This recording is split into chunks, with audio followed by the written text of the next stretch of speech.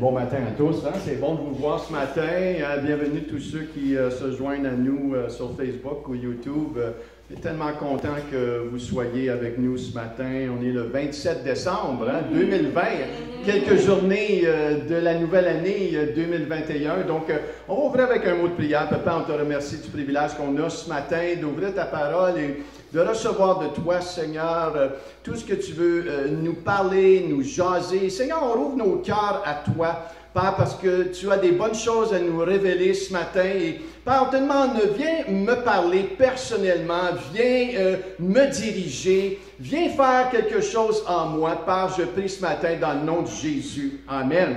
Amen. Donc, on a parlé de Noël dernièrement et de tout ce que ça peut entourer, Noël et tous les messages. Et si vous avez votre Bible, tournez avec moi dans Matthieu, le chapitre 2. On va lire encore notre passage qu'on a passé quelque temps dedans dans les dernières semaines. Et c'est bon de relire la parole, de vraiment regarder dans la parole.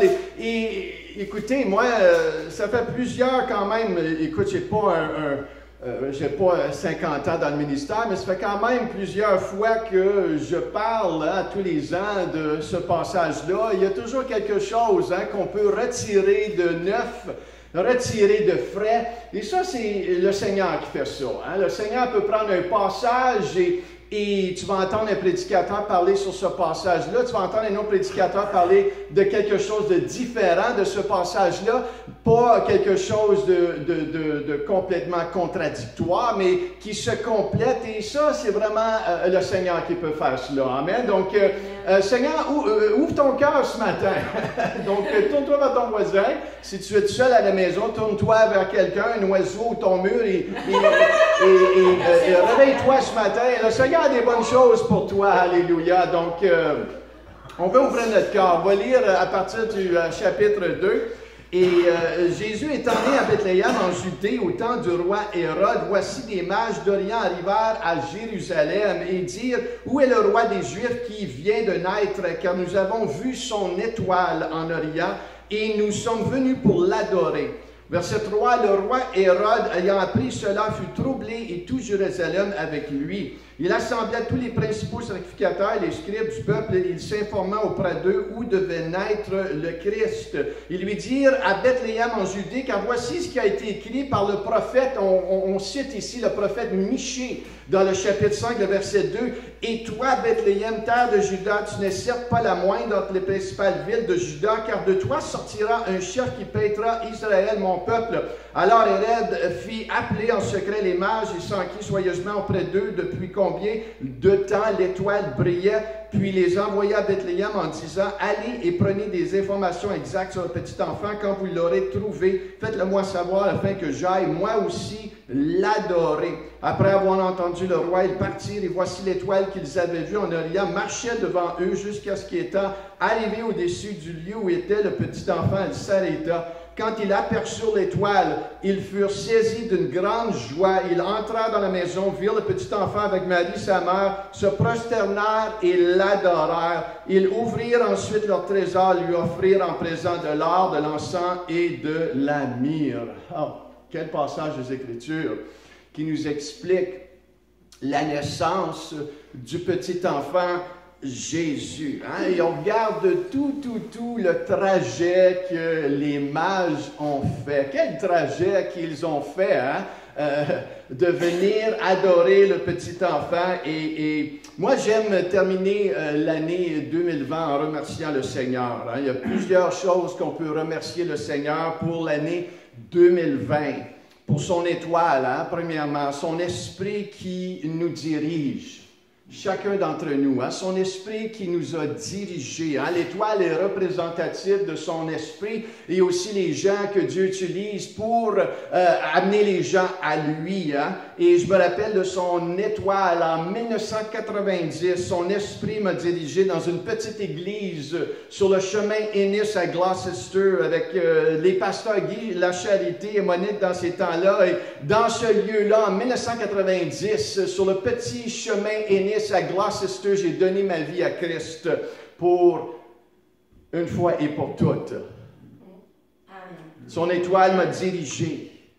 Quelques semaines après, hein, son étoile nous a dirigés ensemble, Viviane et moi, se rencontrer. Et 30 ans plus tard, l'histoire se fait encore par la grâce de notre Seigneur Jésus-Christ. Hein. J'ai bien dit la grâce de notre Seigneur Jésus-Christ. C'est certainement pas par ma force à moi et sa force à elle qu'on est ensemble aujourd'hui. Il y a une grâce en quelque part. Hein. Il y a un Seigneur en quelque part qui nous soutient. Et je le remercie encore aujourd'hui pour sa grâce. Nos 2 enfants.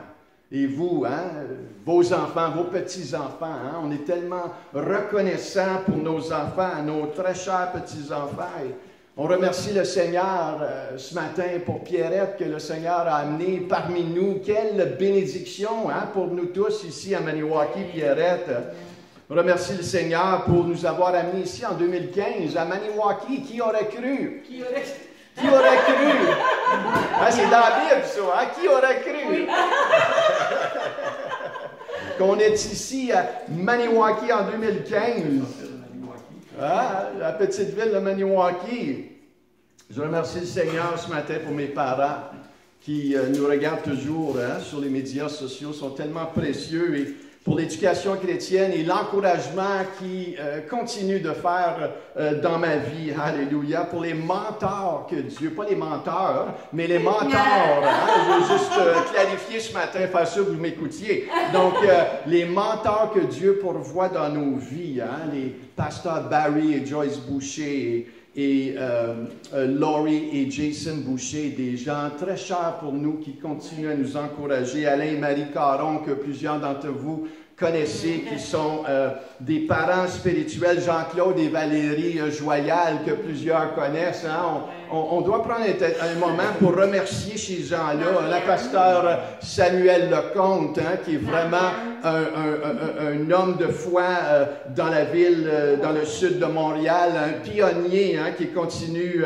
à vraiment être une source d'inspiration pour moi aussi. Hein. C2C, Patrice et Cindy Nagan, c'est-à-dire des gens qui sont là pour nous, qui nous supportent. Et ce matin, je suis tellement reconnaissant pour des pères et des mères spirituels dans la foi qui sont autour de nous. Hein. Et vous avez ces gens autour de vous, des parents spirituels, des gens qui vous supportent, des sources de bénédiction et d'encouragement. Et on doit prendre une pause ce matin pour les remercier tous. Hein. Donc, est-ce qu'on peut donner juste une main d'applaudissement pour toutes ces personnes-là qui supportent l'œuvre du Seigneur? Merci, Papa. Alléluia. En l'année 2020, je remercie le Seigneur pour avoir amené Pasteur Rachel et Yvan ici à Maniwaki, hein, qui les a fait installer ici à Maniwaki. Vous êtes vraiment des bénédictions. Et on remercie le Seigneur pour vous, hein, de vous avoir déménagé de Gatineau. Hey, c'est possible que le Seigneur fait déménager des gens de la ville dans une petite ville à Maniwaki. Donc, faites attention, là, vous êtes assis. Hein. Il peut y avoir un éclair du ciel et l'étoile peut vous apparaître et vous diriger vers Maniwaki, hein? Donc, ça arrive, ces choses-là. Francine, hein, qui vient de Gatineau, le Seigneur l'a amené à Maniwaki. On remercie le Seigneur pour cela. Alléluia. Hein? On remercie le Seigneur, Francine, tu es tellement importante pour nous. Hein? On remercie le Seigneur pour toi ce matin d'être ici, d'avoir déménagé, d'avoir quitté la belle ville de Gatineau. On n'a rien contre Gatineau, mais on remercie le Seigneur hein, qui amène des différents trajets dans la vie des gens. Alléluia. Donc, merci pour tous les autres de Maniwaki ça fait longtemps que vous êtes ici. Et que le Seigneur vous utilise et vous garde et vous avez un cœur pour Maniwaki. La raison qu'on est ici, c'est parce que vous êtes là. C'est vous qui avez prié et continuez de prier pour que l'œuvre du Seigneur grandisse ici à Maniwaki. Et c'est pour ça que le Seigneur, il fait déménager des gens à venir supporter l'œuvre et faire grandir l'œuvre. Donc, merci Seigneur. Marlène, c'est un autre que le Seigneur a fait déménager et amener dans la région. Donc, on remercie le Seigneur pour toi, Marlène, et comme de raison, Daniel et Piad et Lawrence et Suzanne qui sont ici ce matin. Et vous êtes des gens que vous avez l'œuvre de Maniwaki à cœur. Votre dévouement fait que nous sommes ici ce matin. Et on remercie le Seigneur hein, pour sa fidélité là-dedans et la fidélité de son esprit à nous encourager. Le Seigneur, il sait où il s'en va. Amen. Hein? Amen. Je ne sais pas si vous le savez, mais lui, il sait où il s'en va. Et si tu t'accroches à lui, tu vas avoir une meilleure direction pour ta vie. Je peux te le garantir et te l'assurer. Et ce matin, ce qu'on va regarder, c'est particulièrement un des passages dans qu'est-ce qu'on vient de lire, c'est le verset 6. Le verset 6 qui est tiré de Michée, chapitre 5, verset 2. Et si je dois mettre un titre au message ce matin, c'est celle-ci. Ne méprise pas les faibles commencements. Ne pas mépriser les faibles ou les moindres commencements. Et le passage qu'on regarde dans le verset 6 de Matthieu chapitre 2, « Et toi, Bethléem, terre de Juda, tu n'es certes pas la moindre ou la plus insignifiante entre les principales villes de Juda, car de toi sortira un chef qui paîtra Israël, mon peuple. » C'est intéressant de voir tout un passage ici qu'on retire, qu'on a prophétisé dans Michée, le chapitre 5, le verset 2. On regarde ici l'histoire et les mages croyaient que Jésus était à Jérusalem. Ils sont allés à Jérusalem, sont arrêtés à Jérusalem. C'est la ville la plus importante, c'est le centre de l'attraction, le centre de l'attention. C'est bien là qu'on va retrouver l'enfant roi qui est né.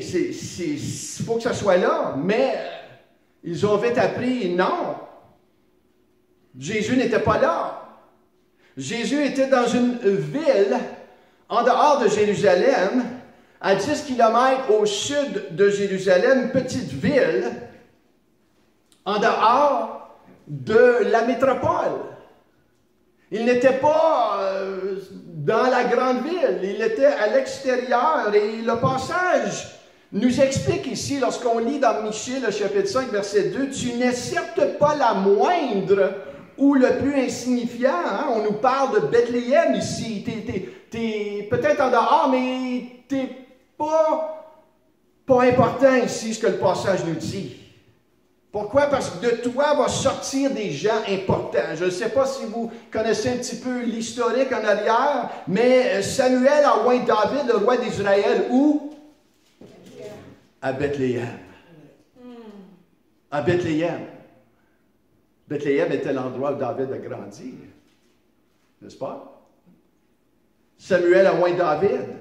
On sait que d'autres gens significatifs dans la Bible comme Boaz, un homme de valeur influent qui craignait Dieu. Hein? C'est le fils de Rahab, la prostituée, et Salmon, hein? Boaz, arrière-grand-père de David, a grandi à Bethléem.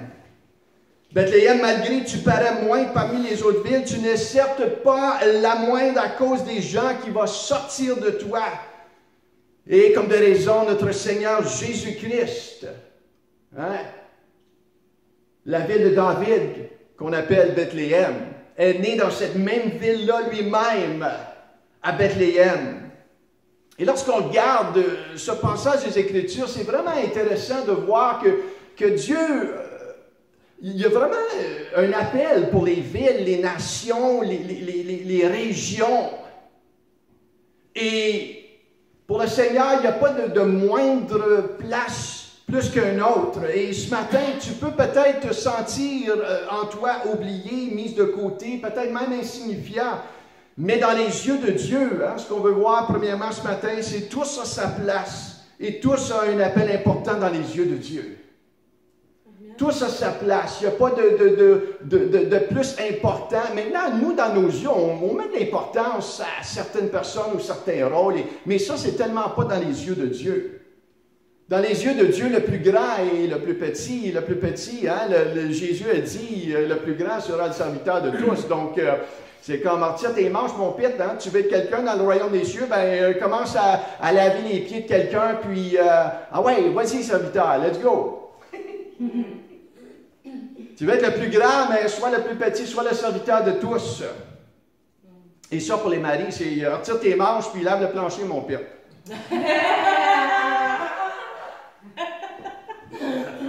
Tu n'as pas le talent d'un autre comme de raison, mais tu as ta place. Ensemble, on forme un corps qui est la famille de Dieu. Bethléem n'était pas considérée une ville importante comme Jérusalem, mais elle avait une place importante dans les yeux de Dieu. Dieu avait un appel stratégique à Bethléem. Et ça me fait penser à Maniwaki, hein, une petite place insignifiante. Et quand le Seigneur m'a appelé à Maniwaki, je regardais au ciel puis je faisais les mains. Maniwaki? Maniwaki, t'es sérieux? Maniwaki? Et sérieux, Maniwaki? C'est du Chamac, Maniwaki? Mais quand je pense à Maniwaki, une petite place insignifiante qui est considérée moindre. Hey, j'ai grandi à Ottawa et le monde parlait de Maniwaki, puis j'étais là, quand j'étais jeune, c'est une map, ça, cette affaire-là. Mais lorsqu'on compare cela à une grande métropole comme Gatineau, Ottawa, Montréal, hein, qui sont des grandes métropoles importantes, Maniwaki a sa place très importante dans le cœur de Dieu. Tout comme tu as une place importante dans son œuvre. Cette région a un appel stratégique pour le Seigneur qui va influencer les grandes métropoles. Qui sait ce qui va sortir de Maniwaki? Qui sait qu'est-ce que le Seigneur est en train de préparer pour Maniwaki? Et notre rôle est de vraiment chercher la face de Dieu. D'arrêter de regarder peut-être aux grandes métropoles et de se concentrer sur ce que le Seigneur veut faire au milieu de nous, au milieu de toi, au milieu de chaque individu ici. Et de maximiser sa grandeur et sa grâce au milieu de Maniwaki. Peut-être ce matin, tu es assis et tu te dis, écoute, je ne fais pas grand-chose ou je ne suis pas grand-chose. Dans les mains d'un grand Dieu, Dieu peut faire au-delà de ce que tu penses ou même imagines. Il peut prendre ta vie que tu penses ce matin peut-être insignifiante et si tu le laisses agir dans ton cœur, il peut faire de toi quelque chose et il veut faire de toi quelque chose d'extraordinaire. Ça nous amène au deuxième point, ne pas mépriser les faibles commencements. Les faibles commencements. Dans Zacharie 4, le verset 10, « Car ceux qui méprisaient le jour des faibles commencements se réjouiront en voyant le niveau dans la main de Zorobabel. » On nous parle ici de la reconstruction du temple. Il y avait un moment dans l'histoire où le temple a été détruit. Maintenant, ce temple-là avait été construit originalement à peu près à 1000 années avant Jésus-Christ par le roi Salomon. Et ce temple-là a été détruit par le roi Nebuchadnezzar 400 ans après sa construction. Et là, la venue d'Esdras et Néhémie qui se fait sur la plateforme pour reconstruire le temple.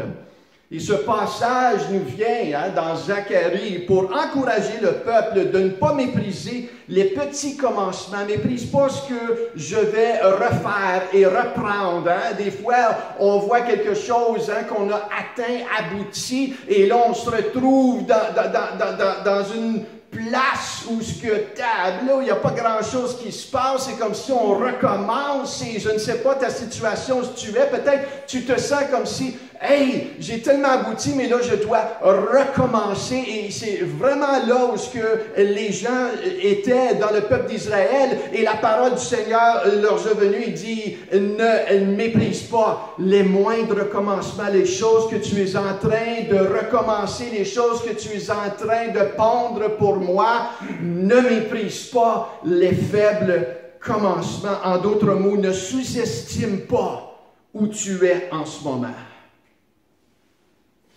Sous-estime pas ce qui paraît insignifiant dans les mains d'un grand Dieu. Savez-vous ce qui inquiète le plus les grandes entreprises comme Microsoft et Apple? Ce n'est pas autant leur compétiteurs, malgré que c'est important pour eux, leurs compétiteurs, c'est sûr qu'ils essayent de faire toujours développer une meilleure technologie, mais ce qui les inquiète le plus, savez-vous c'est quoi? C'est le jeune homme ou la jeune femme qui travaille dans un endroit insignifiant qui n'est pas à la vue de personne encore, qui est en train de développer une nouvelle technologie qui va prendre le marché. C'est pour ça qu'ils ont tous des départements pour aller recruter ces jeunes-là. Ils ont comme des scouts, comme Lockheed. Ils vont voir, ils ils cherchent celui qui a ce cerveau-là pour développer parce qu'ils savent. Steve Jobs et Bill Gates savent où ils ont commencé. En 1975, Steve Jobs et son ami Steve Wozniak ont construit un prototype d'ordinateur dans le garage des parents de Steve Jobs. En 1975, Bill Gates et Paul Allen ont fondé Microsoft avec quelques ressources, des choses, des bagatelles, quelques ressources et un espace de garage. Des gens insignifiants, des places insignifiantes. Ne méprise pas les petits commencements, ne sous-estime pas les commencements insignifiants. De ces grands-là, aujourd'hui, écoute, ces gens-là, ils ont pris le marché. Ils n'ont pas méprisé les petits commencements. Je pense à l'expansion cette année avec l'achat de notre bâtiment. Au milieu de la pandémie, c'est quand même quelque chose d'extraordinaire que le Seigneur a fait au milieu de Maniwaki. C'est pas toutes les églises qui ont été capables d'acheter un bâtiment cette année, mais nous, par la grâce de Dieu, on a été capables d'acheter un bâtiment au milieu de la pandémie, d'être capables de faire des travaux, des dons qui ont été donnés par des églises qui ont vu et vraiment compris le ministère important ici à Maniwaki, des églises qui ont donné des dons, vraiment des dons de milliers de dollars ici à Maniwaki. Et on remercie toutes ces églises, Life Center, le Portail, C2C, le Chemin à Gatineau et plusieurs dons de gens ici, des dons généreux, des dons de temps, des dons vraiment de talent. Et on remercie le Seigneur pour cela. Ne sous-estime pas ces petits commencements. Comme nos moments de prière sur la ligne téléphonique. Au travers de cette ligne téléphonique, le battement de cœur du cœur de Dieu nous est révélé. C'est quelque chose d'intéressant qui se passe au milieu d'une petite ligne téléphonique de quelques gens qui prient à tous les lundis, mercredis, vendredis. Et on voit vraiment le battement du cœur de Dieu se révéler au travers de la prière. Et je crois que l'accouchement final, la poussée finale de ce bâtiment est venue au travers de cette ligne téléphonique. La prière, les groupes cellules en 2020, le chemin du disciple, le chemin de la restauration, les 1 à 1, ne sous-estime pas ces petits groupes, les enseignements donnés par YouTube, de Rachel, de Viviane, par Facebook, les gens que nous invitons, ne sous-estiment pas ces choses-là. Ça paraît insignifiant, Michel. Ça paraît pas grand-chose. Ce que tu fais, ça ne paraît pas grand-chose. Je ne vois pas les résultats. Mais ces petits commencements-là, dans les mains du Dieu Tout-Puissant, vont produire des miracles.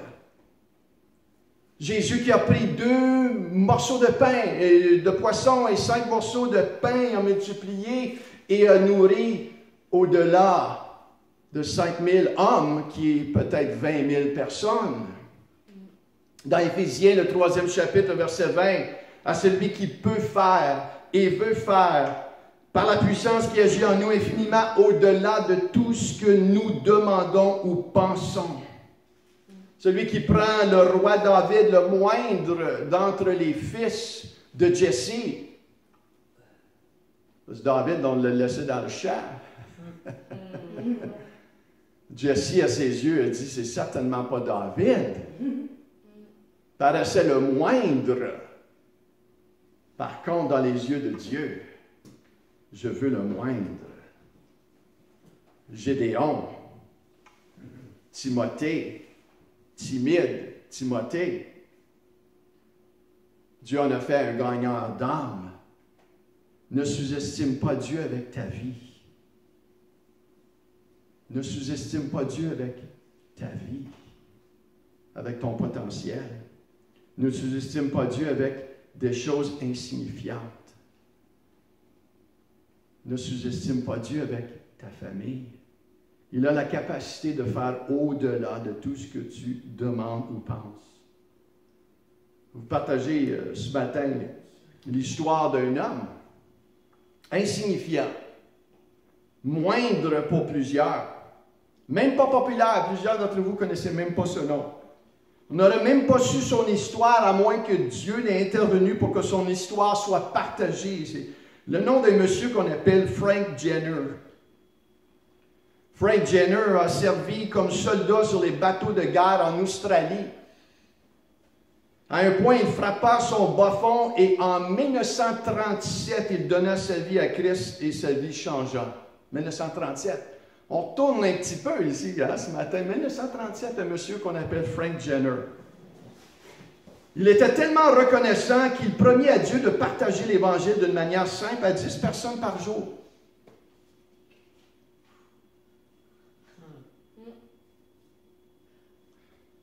C'était pas un grand prédicateur. C'était pas un pasteur d'une église. C'était un travailleur normal. Mais il a décidé, Seigneur, je suis tellement reconnaissant pour ce que tu as fait dans ma vie que je vais partager l'Évangile à 10 personnes par jour. Il dit ceci, j'ai reçu beaucoup de rejets, par contre, beaucoup ont accepté de prendre le traité. Il donnait un petit traité aux gens. En 40 ans de faire ceci, parler fidélité ce matin, 40 ans. Je n'ai jamais entendu quelqu'un venir à Christ. Jusqu'à un jour, un pasteur de Londres, lui est en Australie, un pasteur de Londres, frappa à ma porte un jour parce qu'il était à la fin de ses jours. Il lui restait peut-être, je crois qu'il est décédé quelques semaines plus tard, mais ce pasteur-là est venu cogner à sa porte pour partager avec lui que pour les 3 dernières années, on voit la souveraineté et la fidélité de Dieu dans cela. Comment est-ce qu'un homme fidèle, 40 ans, a pu attirer le cœur de Dieu? Que pour les... Le pasteur vient frapper à sa porte pour lui partager que les 3 dernières années, ce pasteur de Londres rencontra des gens qui ont été touchés par un petit monsieur aux cheveux blancs qui se tenait debout sur la rue George en Australie, tout en distribuant son petit traité disant ces paroles. « Excuse-moi, monsieur, madame, êtes-vous sauvés? Si vous mouriez ce soir, êtes-vous sûr d'aller au ciel? » C'est tout simplement ça qu'il disait. Maintenant, ce pasteur qui avait entendu tellement d'histoires, maintenant, ce pasteur-là, il a été bombardé pendant les 3 dernières années d'histoires avec ce petit monsieur-là aux cheveux blancs. Tellement qu'il a dit, écoute, il faut que j'aille rencontrer ce petit monsieur-là. Là. Il est allé cogner à sa porte, partageant avec M. Jenner, qui est maintenant un vieil homme sur le point de mourir, avait aucune idée de son impact. Il demandait même à Dieu, est-ce que j'ai eu un impact dans ma vie, Seigneur? Est-ce que ces semences-là ont produit du fruit? Il n'avait aucune idée que le pasteur va rencontrer des gens. Il va rencontrer des pasteurs, des missionnaires. Un de ceux était un aumônier qui dirigeait maintenant 1000 aumôniers qui avait été impacté par ce petit monsieur-là aux cheveux blancs. Un autre homme de l'Inde, lorsqu'il a voyagé en Australie, marchait sur la rue George, il rencontra par hasard ce petit monsieur avec la tête blanche et lui partagea l'Évangile. Et maintenant, le missionnaire, qui est maintenant un missionnaire en chef, dirige 5 autres 1000. 5000 missionnaires et ensemble ont conduit plus au-delà de 100 000 personnes à Christ. Le point de contact s'est fait où? L'étoile qui les a dirigés à ce petit monsieur aux cheveux blancs. Dieu aime utiliser les choses folles de ce monde pour glorifier son nom. On veut tous être des grands prédicateurs. Je crois que lui, il était un vrai grand prédicateur, fidèle, 40 ans à son poste. Il partageait l'Évangile à 10 personnes par jour. Ça semble insignifiant pour plusieurs, mais pas dans les yeux d'un grand Dieu. Ceci semble peu important, par contre, dans les mains d'un grand Dieu. Michel, ça semble insignifiant, parler à mon voisin d'une manière répétitive, de prier pour lui à tous les jours. Ça semble insignifiant, peut-être les déjeuners qu'on veut faire ici à tous les mois. Ça semble faible, Michel, aller prier après prière sur la ligne de prière à tous les lundis, mercredis, vendredis. Ça semble faible, ça semble donc plat de venir les mercredis soirs prier, intercéder. Ça semble donc, voyons Michel, passer un traité. C'est-tu assez stupide? Les vlogs, après vlog, après vlog. Voyons, qui est-ce qui écoute ça, ces vlogs-là, ces messages de l'Apocalypse sur YouTube? Veux-tu me dire qui est-ce qui va aller écouter ça, les messages sur Facebook? Mais dans les mains d'un Dieu tout-puissant, ces petites choses-là. Parler à mon petit-fils, garder mon petit-fils, l'appeler, garder, l'encourager. Boy, il va-tu comprendre? Ah, vas-tu comprendre? Mon fils, il va-tu en arriver, là? Il va-tu en aboutir, là? Ne sous-estime pas ces appels-là. Ah, je perds mon temps de parler à un tel. Je perds mon temps de parler à lui, à elle. Ne sous-estime pas. Ne sous-estime pas les choses insignifiantes dans les mains d'un grand Dieu. Ce qu'il peut faire dans la région de Maniwaki. Ne sous-estime pas. Hein,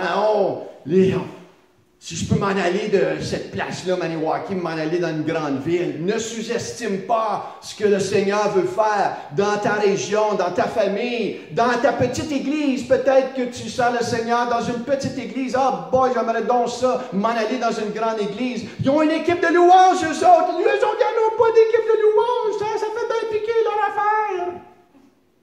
Ne sous-estime pas. Ne sous-estime pas que Dieu peut faire. Ça nous amène au dernier point. Continue d'être fidèle. Ne relâche pas, car tu vas certainement récolter.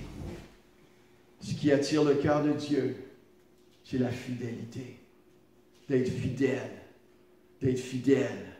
D'être fidèle. Galates 6:9, faisons le bien sans nous lasser, gagner par le découragement, car si nous ne nous relâchons pas nos efforts, nous récolterons au bon moment.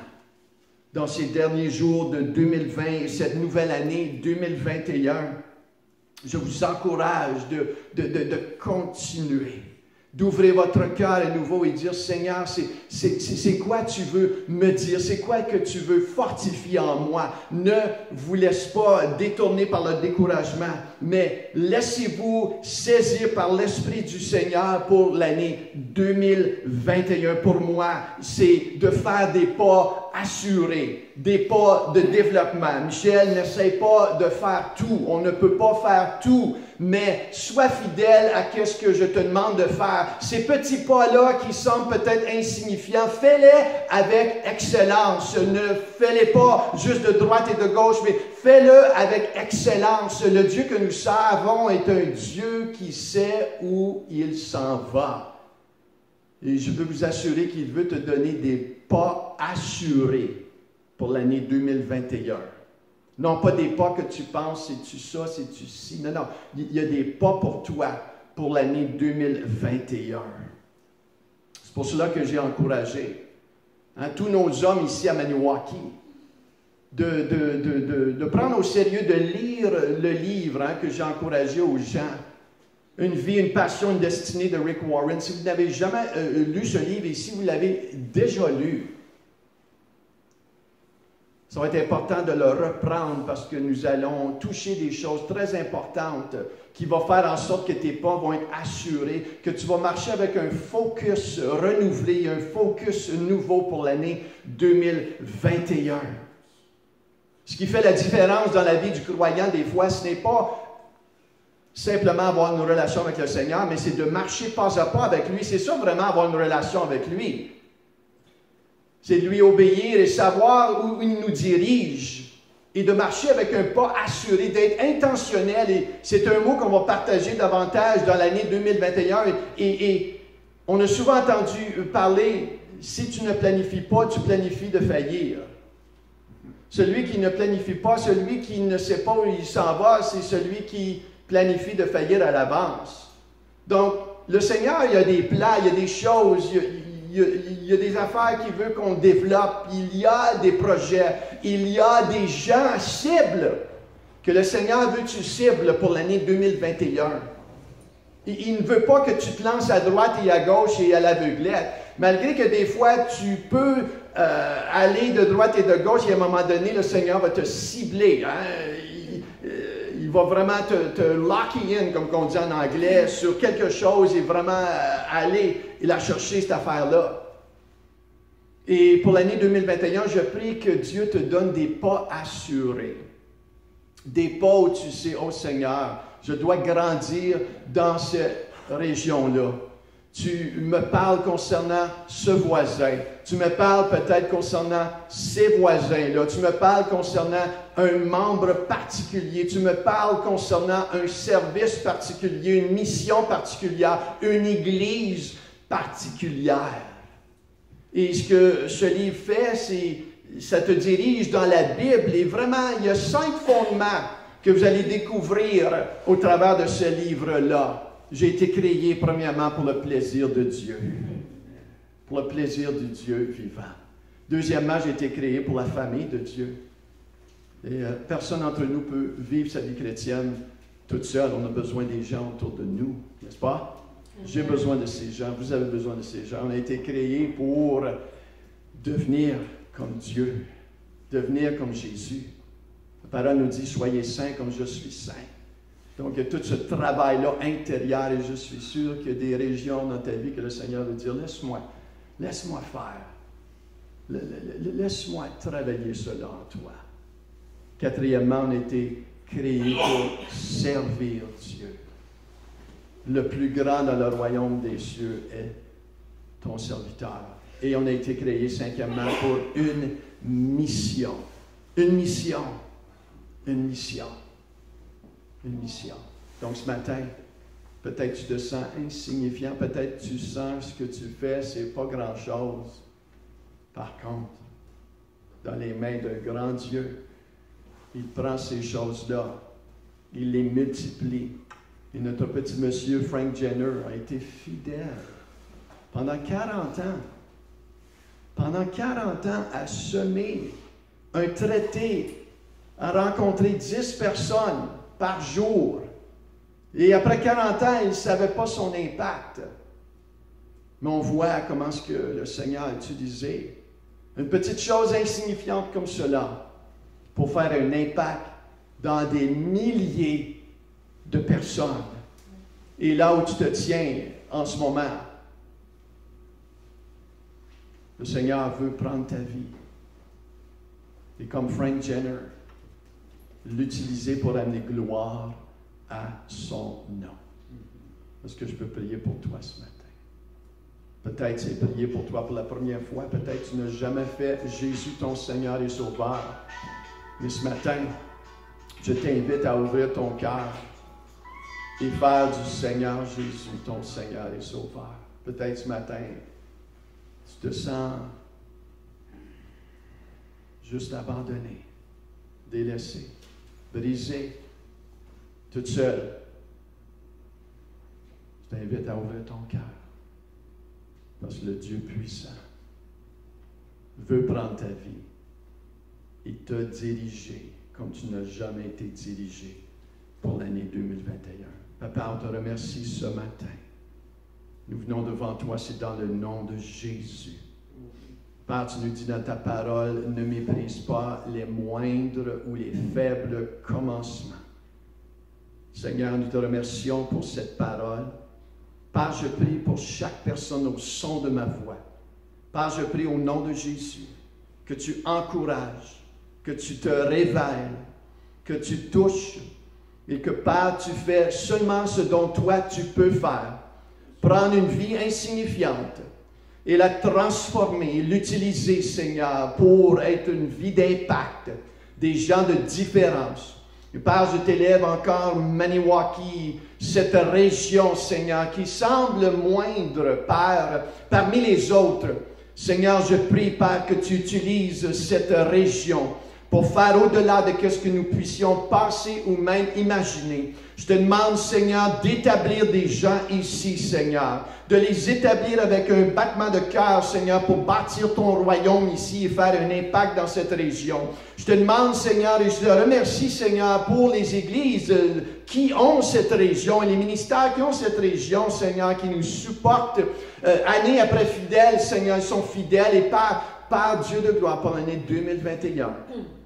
Je prie, Seigneur, que tu enracines chaque personne ici, chaque personne à Maniwaki, que tu les enracines dans ton œuvre. Seigneur, ceux qui ne sont pas sûrs, Père, je prie, Père, Dieu de gloire, que tu le donnes, Seigneur, ton esprit, que tu nous revêts d'un esprit nouveau, une soif nouvelle pour te servir et développer ton royaume ici à Maniwaki. Tous ceux qui ont des entreprises, Seigneur.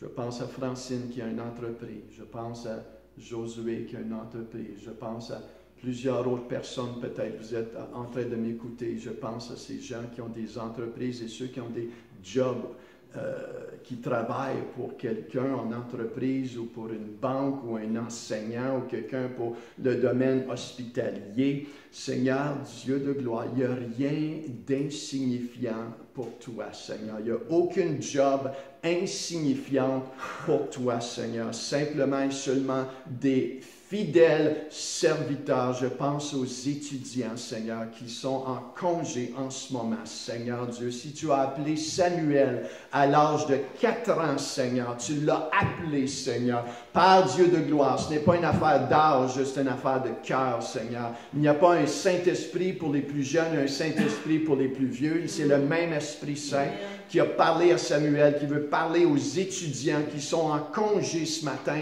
Alléluia, Seigneur, je prie.